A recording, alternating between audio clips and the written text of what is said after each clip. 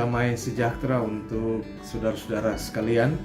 Puji Tuhan, kita bertemu lagi dalam pembahasan pelajaran Sekolah Sabat. Sepanjang triwulan ini kita berada dalam pelajaran Sekolah Sabat dengan topik pendidikan. Dan puji Tuhan, kita telah tiba pada pelajaran yang ke-6. Dan judul pelajaran kita untuk pelajaran yang ke-6 ini adalah lebih banyak lagi pelajaran dari Guru Agung. Saya rasa ini merupakan sebuah pelajaran lanjutan daripada pelajaran yang kelima yang judulnya adalah Yesus sebagai Guru Agung. Jadi sepanjang minggu ini kita kembali akan mempelajari lebih banyak lagi karakter Guru Agung itu dari beberapa peristiwa yang akan kita pelajari bersama-sama. Sebelum kita lanjut, jangan lupa untuk subscribe channel ini bagi Anda yang baru pertama kali bergabung lewat channel ini, supaya Anda boleh mendapatkan pemberitahuan ketika kami mengupload video lewat channel ini. Subscribe itu gampang, Anda tinggal turun ke bawah dan klik tulisan berwarna merah subscribe, dan nyalakan juga, klik juga lonceng notifikasinya. Dan jangan lupa untuk berikan tanda like, komen, dan juga share akan video ini. Sebelum kita akan masuk dalam pelajaran Sekolah Sabat kita, mari kita tunduk kepala dan kita berdoa. Bapa kami yang di sorga, kami datang kepadamu memohonkan kuasa Roh Kudus Tuhan bersama-sama dengan kami sebagai kebutuhan terbesar kami saat ini. Manakala kami akan mengulas pelajaran Sekolah Sabat ini, mampukan kami agar kami boleh dapat mengerti pelajaran ini dengan baik, sehingga kami boleh aplikasikan setiap pelajaran rohani itu di dalam kehidupan kami setiap hari. Terima kasih Tuhan, Engkau dengar jawab doa kami. Dalam nama Yesus kami persembahkan doa ini. Amin. Saudara-saudara yang dikasihi oleh Tuhan Yesus Kristus, bacaan Alkitab yang menjadi dasar bagi pelajaran Sekolah Sabat kita sepanjang pekan ini, saudara bisa baca dalam Kejadian 3 ayat 1-11, Roma 5 ayat 11-19, Kejadian 28 ayat 10-17, Yohanes 1 ayat 1-14, Matius 15 ayat 21-28, dan Markus 10 ayat yang ke-46 sampai 52. Sementara itu untuk ayat hafalan kita sepanjang pekan ini terdapat dalam Markus 10 ayat 52. Lalu kata Yesus kepadanya, "Pergilah, imanmu telah menyelamatkan engkau." Pada saat itu juga melihatlah ia, lalu ia mengikuti Yesus dalam perjalanannya. Inilah satu ayat hafalan yang berangkat dari bagaimana Yesus memberikan penglihatan, mujizat penglihatan kepada seseorang yang karena imannya kemudian dia bisa melihat. Kita ketahui bersama-sama bahwa di dalam kehidupan kita ada banyak sekali persoalan, pergumulan yang kita hadapi, dan jawaban yang pasti dari segala sesuatu itu adalah hanya ada di dalam Yesus. Nah, sepanjang pekan ini kita akan melihat lebih banyak lagi pelajaran dari Guru Agung kita dalam interaksinya dengan sesama manusia, dalam interaksinya ketika dia hidup di atas dunia ini.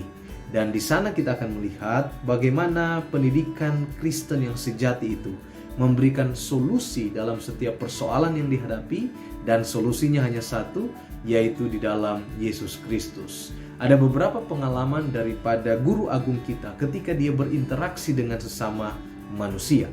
Yang pertama, kita mau ambil pelajaran bagaimana ketika nenek moyang kita yang pertama, yaitu Adam dan Hawa, ketika mereka jatuh ke dalam dosa.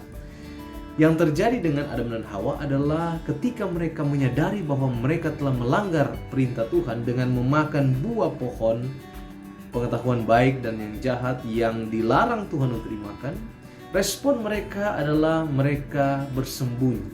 Mereka melarikan diri jauh dari hadapan Tuhan, lalu kemudian mereka bersembunyi.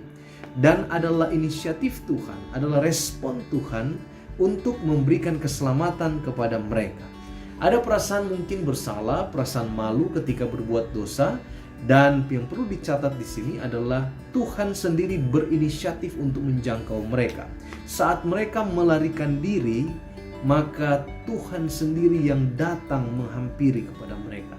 Tentunya ini adalah satu pelajaran yang penting bagi manusia bahwa Juru Selamat, Guru Agung kita selalu punya inisiatif untuk menyelamatkan kita.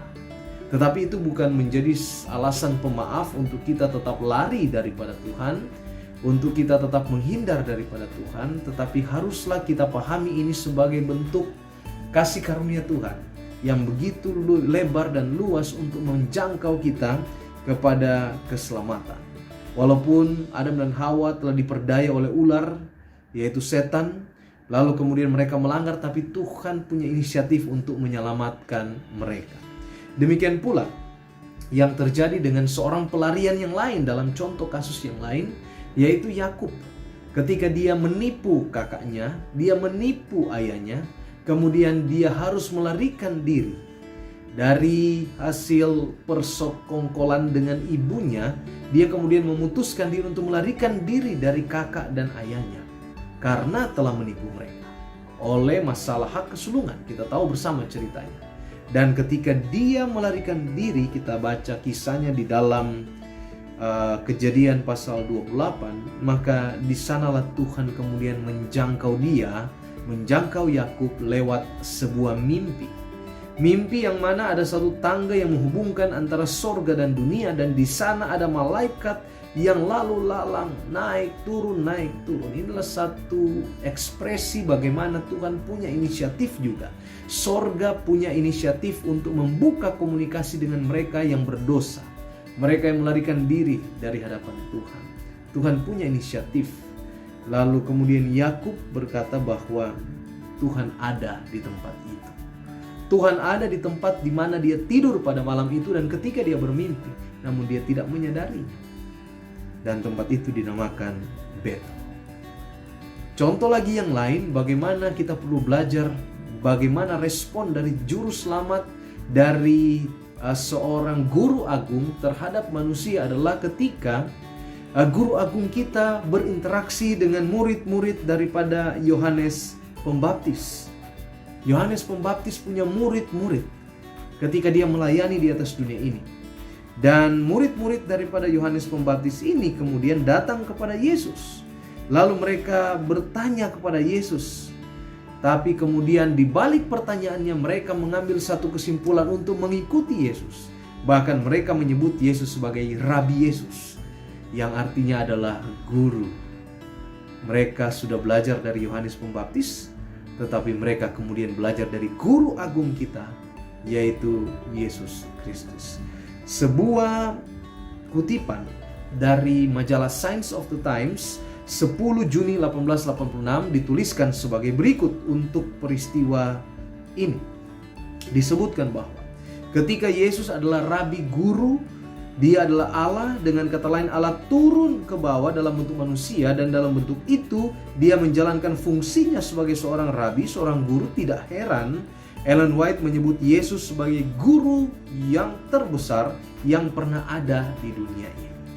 Jadi Yesus adalah Rabi atau guru, di mana kita harus belajar banyak daripada guru agung kita ini lewat interaksi-interaksi dengan manusia, lewat bagaimana hubungan Allah dengan manusia sejak penciptaan, sejak zaman Adam dan Hawa, sejak zaman kemudian berpindah ke zaman Yakub ketika dia melarikan diri dari kedua orang tuanya atau dari ayahnya dan kakaknya yang dia tipu oleh karena hak kesulungan.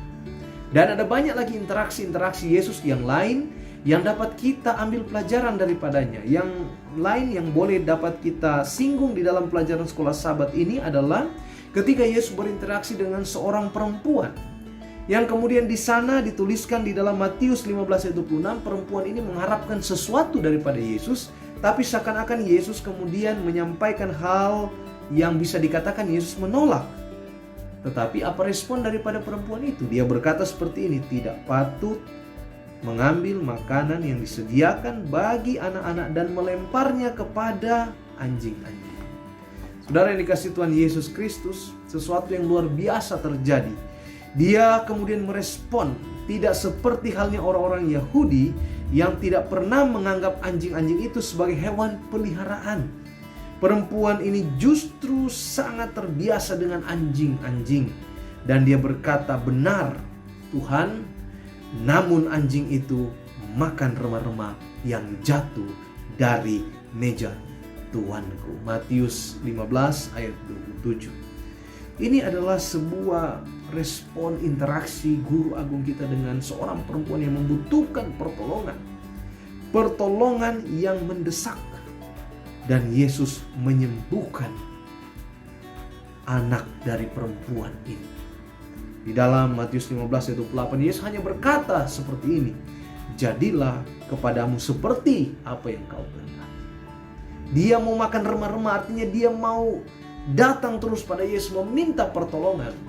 Dan iman yang begitu besar ini Yesus respon dengan bilang, jadilah seperti yang kau kehendaki. Dia ingin anaknya sembuh dan pada saat itu juga anaknya sembuh. Interaksi yang lain yang perlu kita juga simak dan pelajari adalah bagaimana Yesus berinteraksi dengan murid-muridnya. Ada 12 murid Yesus ketika berada di atas dunia ini. Dan kisah-kisah penting kita lihat di sana bahwa guru agung kita melihat murid-murid Yesus ini adalah murid-murid yang betul-betul perlu untuk menerima pendidikan langsung dari Tuhan. Kalau kita baca kemudian bagaimana interaksi dengan murid-murid Yesus ini luar biasa. Di mana 12 murid ini banyak belajar dari Yesus. Namun di saat yang sama juga mereka banyak mengalami kegagalan. Walaupun mereka bersama-sama dengan Yesus, tetapi ada beberapa hal juga mereka mengalami kegagalan. Nah, ini bisa kita melihat bagaimana 12 orang yang selalu bersama-sama dengan Yesus pun gagal. Karena mungkin mereka tidak bergantung kepada Tuhan dengan segenap hati mereka. Apalagi kita saat ini yang mungkin hanya membaca figur Yesus, mengimani itu dengan membaca Alkitab dan berdoa. Saudara-saudara yang dikasihi oleh Tuhan Yesus Kristus, ada satu kisah di sini bahwa sementara di lingkaran dalam dari kelompok murid-murid Yesus ini, yaitu ke-12 murid Yesus ini, mereka tampak begitu antusias berada di pihak Yesus. Namun pada saat bersamaan mereka juga tampak bingung atau buta. Sebagaimana contoh di dalam Markus 8 ayat 31 sampai 33, sang guru agung menantang para murid-murid untuk melihat hal-hal yang sulit yang mereka lihat. Artinya dalam banyak hal mereka masih dalam keadaan buta rohani untuk melihat yang sesungguhnya. Semua hal ini menjadi satu latar belakang pertemuan Yesus dengan seorang yang tidak dapat melihat, yaitu seorang yang bernama Bartimeus. Pertemuan Yesus dengan Bartimeus sebenarnya merupakan satu pelajaran penting bagi murid-murid Yesus yang selalu bersama-sama dengan Yesus, walaupun mereka gagal untuk melihat perkara-perkara rohani yang Yesus selalu tampilkan. Dan mujizat yang terjadi dengan Bartimeus membuat Yesus memberikan pelajaran kepada mereka. Kisah penyembuhan Yesus kepada Bartimeus, seorang pengemis yang buta, yang dicatat di dalam Markus 10 ayat 46 sampai 52. Bagaimana ini kemudian diangkat menjadi pelajaran sekolah, menjadi ayat hafalan dalam pelajaran sekolah Sabat ini.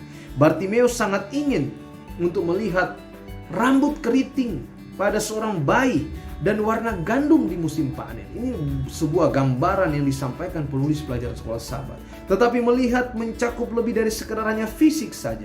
Kisah ini dengan kata lain adalah mengenai melihat secara rohani.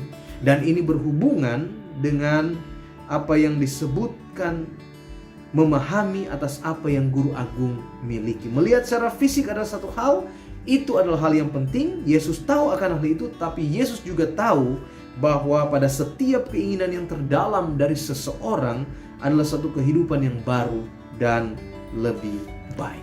Dan ini adalah proses pendidikan, pengajaran pendidikan yang sejati yang disampaikan oleh guru agung kita.